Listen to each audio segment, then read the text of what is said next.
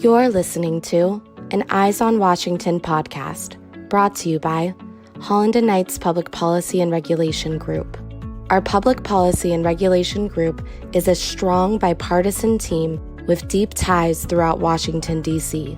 We have built a thriving government affairs practice through our depth of experience and diversity, and by maintaining our bipartisan approach. The first 100 days of the Biden administration podcast series will take a look at the current political landscape and what listeners should anticipate to see from all facets of law facing this new administration. Welcome, everyone, to the first in a series of podcasts on the digital economy and digital services taxes with Holland & Knight. My name is Nasim Fussell, and I am a partner in the International Trade Group at Holland & Knight. I work with our public policy group extensively, and particularly in this area of digital economy and digital services taxes with two of my colleagues and partners that I have here with me today who are key to knowledge and the pathway on this topic here today. So in this podcast, we're going to provide an overview for you on what is going on with digital services taxes today, not just domestically, abroad, and at the multilateral forum. We're also going to talk about why the trade and tax aspects of DSTs, as they are known, are such important issues for companies engaging in international commerce.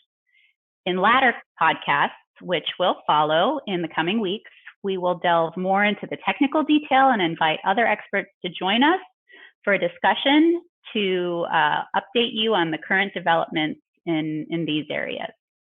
So let me start by introducing you to my colleagues. Alan Granwell is a tax attorney with more than 50 years experience in the area of international taxation.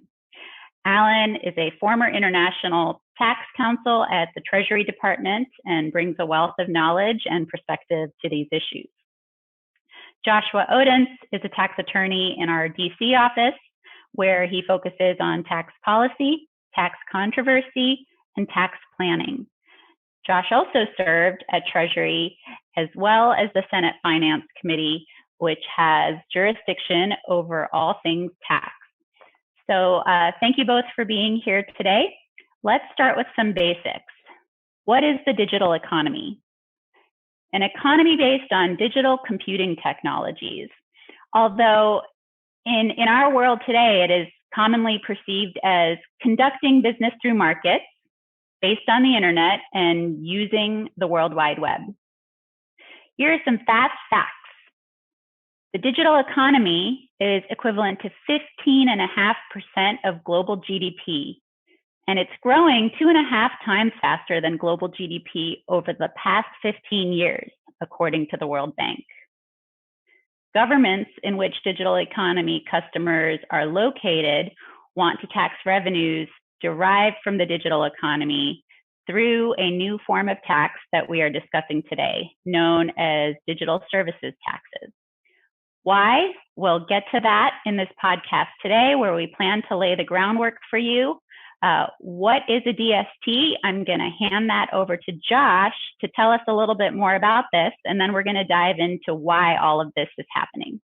So Josh, over to you. What is a DST? Thanks, Nasim. So a DST is basically a tax that applies to businesses selling digital services to consumers located within a jurisdiction.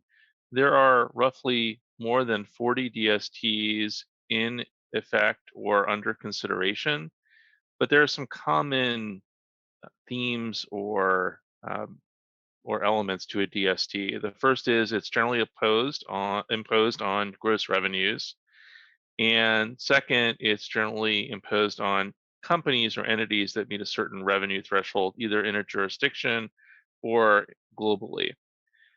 DSTs are also targeted at a small number of large digital companies. So think of it as social media companies, e-commerce marketplace companies, cloud services, and web-based service platforms.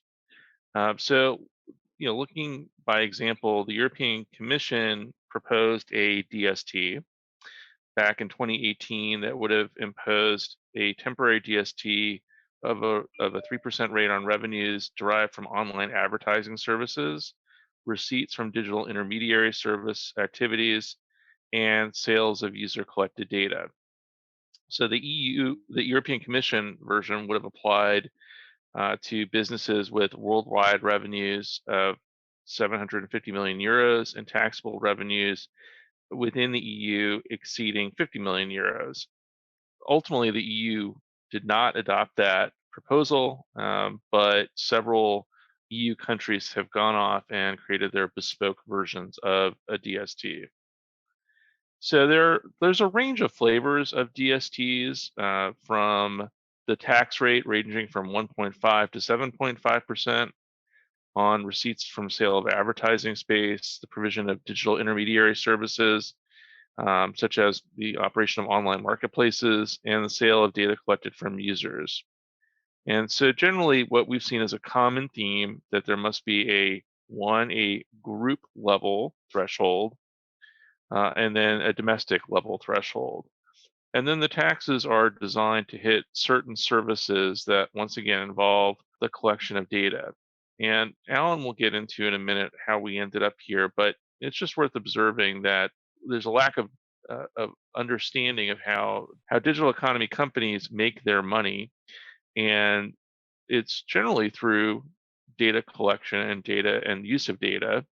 And so the DSTs are targeted at those companies that do collect and are able to manipulate that data.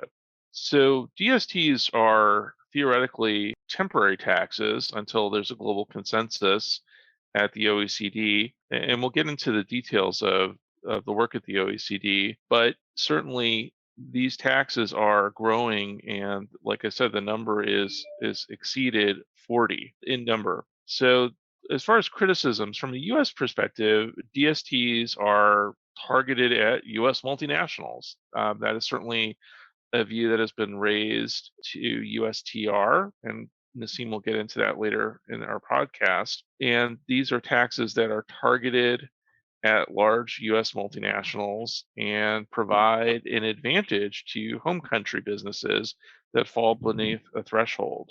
These are also taxes that are likely to be passed on to customers, and some businesses in the digital economy will be able to pass those along to customers, while other businesses will not be able to because of the competition and the business models. But we've seen that some of the digital economy businesses have increased their costs and prices and will pass those along to the consumers of their services.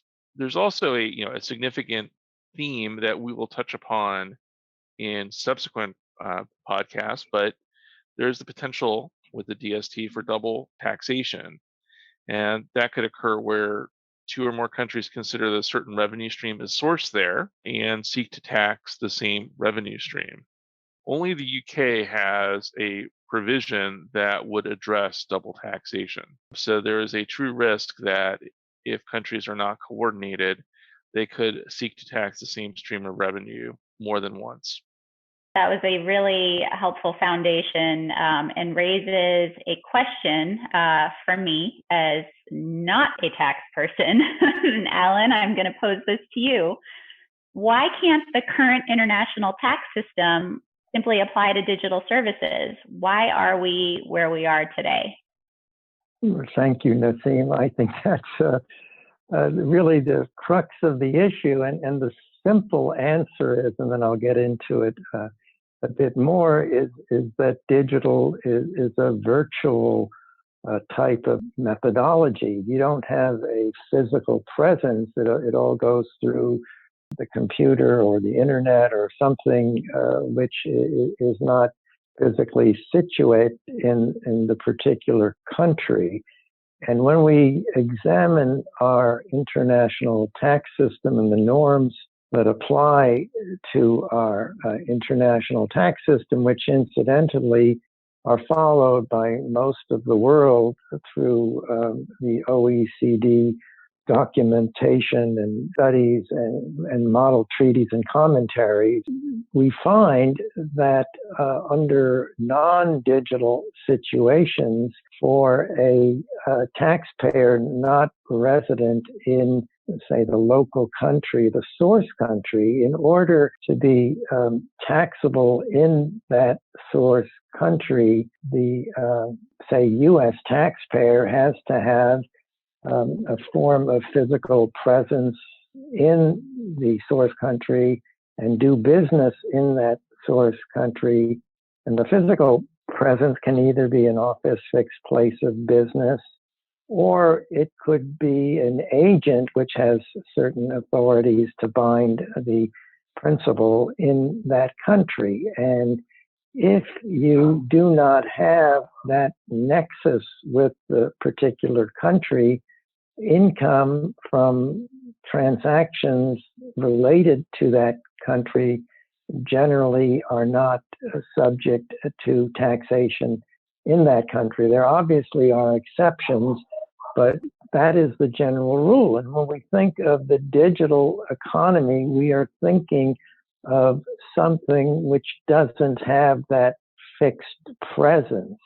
And if you don't have the fixed presence, then under generally our bilateral tax treaty system, a U.S. company which doesn't have the presence but is doing things in that other country generally would not be subject to local country taxation. And so we have this conundrum in terms of the source countries where various of the major U.S. companies who have digitized their business can undertake transactions in that country. And based on our current system of treaties and also the local laws of the country, the U.S.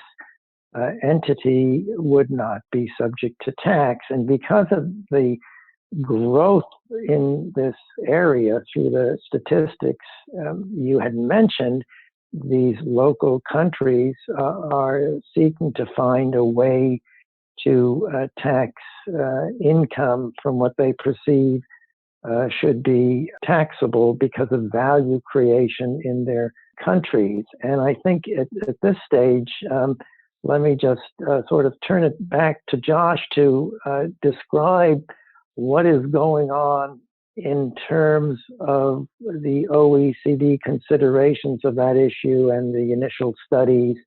And this is sort of the birth of this whole inquiry as to how to more appropriately tax the digitization economy. Josh?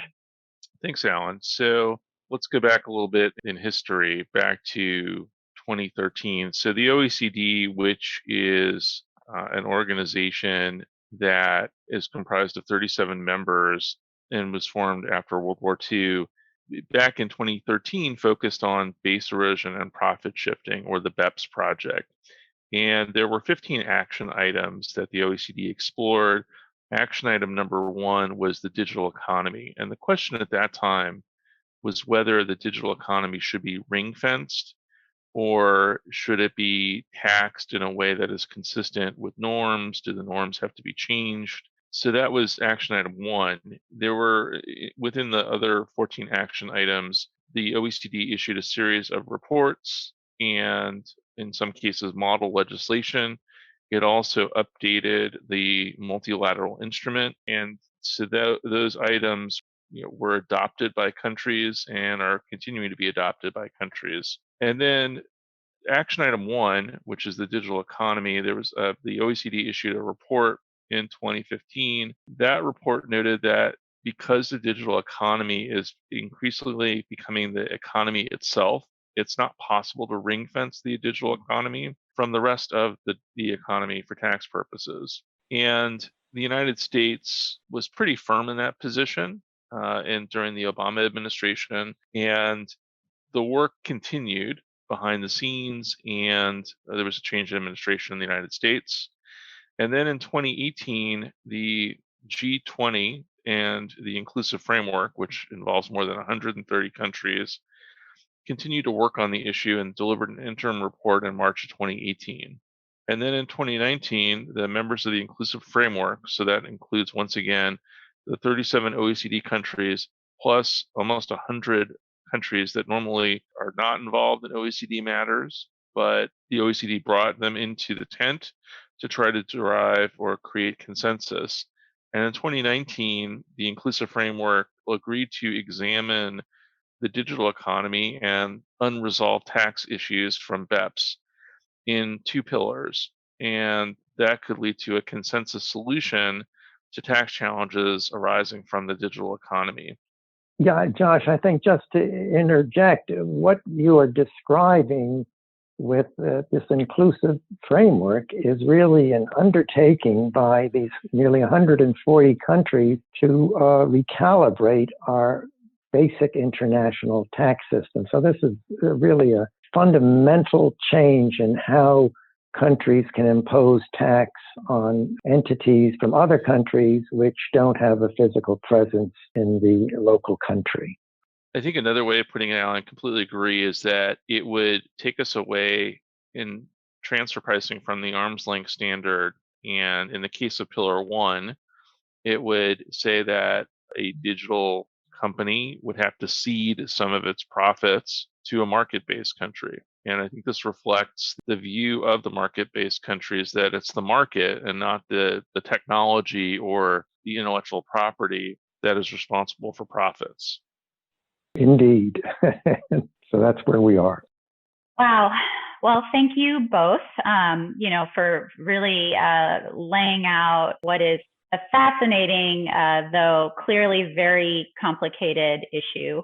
And let me say a little bit now that we've discussed the tax side of this issue about why I'm here. For our audience, you may be wondering now that we're deeply ingrained in tax, why is this trade person here? Well, let's think about the trade impacts of these DSTs and also talk a little bit about how the United States has responded to the proliferation of DSTs around the world. So, we talked a bit about the digital economy, and Alan, thank you for answering my question about why we are where we are. I think that the way you answered the question really hit the nail on the head from a trade perspective as well. Historically, when we talked about trade, we were talking about the trade in goods, the movement of goods across borders. Well, increasingly, we're talking about trade in services, and even more increasingly, trade in digital services. So put simply, the movement of these digital services around the world by virtue of what these services provide. So the issue here now is that these DSTs essentially serve as a trade barrier to these services trades. And in particular, with the increasing number of DSTs popping up around the world and the way that they have been set up, there has been a strong perception that these unilaterally enacted DSTs unfairly target and discriminate against large US technology companies. During the last administration, there were a number of Section 301 investigations launched into DSTs in Austria, Brazil, the Czech Republic, the European Union, France, India, Indonesia, Italy, Spain, Turkey, and the United Kingdom. There was a lot of bipartisan support for the Trump administration launching these Section 301 investigations, which is really noteworthy because they were launched in a period of time during which the Trump administration had launched and taken tariff action on imports from China under the purview of Section 301. A lot of retaliation had been put in place by the Chinese as a result. The Trump administration had taken action under a number of other statutory authorities to impose tariffs as well, all of which had also invited retaliation. So while there was a lot of bipartisan consternation about tariffs, there was a lot of bipartisan support for these Section 301 investigations into these DSTs. And again, I think it has a lot to do with this very strong and again, very bipartisan perception that these DSTs were unfairly targeting and discriminating against these large US technology companies. So, there, as I said, were a number of these investigations, and just at the end of 2020, and I must add that these investigations were going on while all of the processes that Alan and Josh described for you at the OECD were taking place. While this was all taking place, the administration conducted its investigations, and at the end of 2020, there was an expectation with heading into the new year and the Biden administration coming in, and all of the bipartisan support that I noted earlier, that the Trump administration would likely take action, if not on all of the investigations, then at least on the French DST, which is where it started its Section 301 investigation process. In fact, I'm going to take a moment to speak about the French investigation and how that unfolded, because I think it'll provide a good illustration of some of the decision making that occurred in parallel with the talks at the OECD. So in July of 2020, the Trump administration, after going through its process investigation under Section 301 and determining that the French DST was in fact discriminatory and unfairly targeting US companies, decided to impose tariffs. But under Section 301, it also has the authority to consult with the other party. And that is what it chose to do with the French government.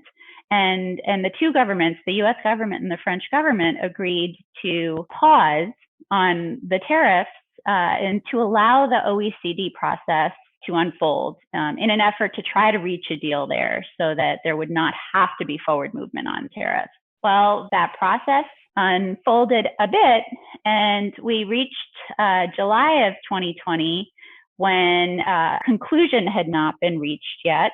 And the Trump administration announced that they were going to impose tariffs on the French, but that they would wait another 180 days before imposing them. So I'm going to stop there for just a moment, see if Alan and Josh want to provide some parallel input on what was happening in Paris at the OECD at the time, and some insight into why that pause might have been taken by USTR.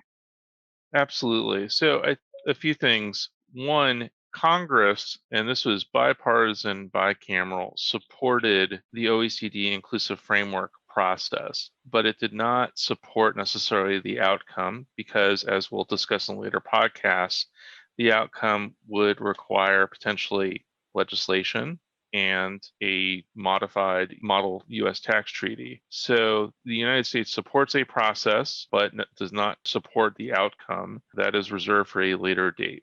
The United States participated in the inclusive framework. It sat at the table. The then Deputy Assistant Secretary for International Tax Affairs was actively involved in the negotiations, but there was a letter from Secretary Mnuchin on one of the pillars that provided that Pillar 1, and specifically Amount A, which goes to the IP returns in the digital economy, that would be a safe harbor. That was viewed as not constructive by the inclusive framework and created some problems in negotiations. It's second, different countries were focused on different pieces of the inclusive framework. Some of the countries wanted to adopt Pillar 2 and were less interested in Pillar 1. Some of the market countries were focused like a laser on Pillar 1. And so the negotiations led to 2 reports for which we've received comments, and there have been public consultations, but there are 2 reports that were issued by the Secretariat at the OECD. So they do not reflect the views of the countries, they just reflect the view of the OECD. And that is currently where we are with respect to documents.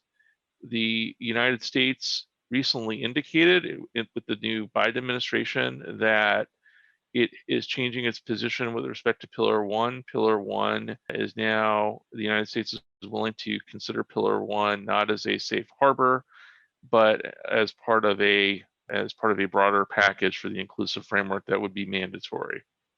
I just wanted to make a very brief comment. First, the Pillar 1 dealing with DSTs, as Josh described. Pillar 2 is dealing with global minimum taxes and the interaction with our U.S. minimum tax under the GILTI regime. Why is all of this important for U.S. multinationals? The reason is it could change the way these multinationals are taxed abroad and whether they will get what we call a foreign tax credit for any local taxes imposed.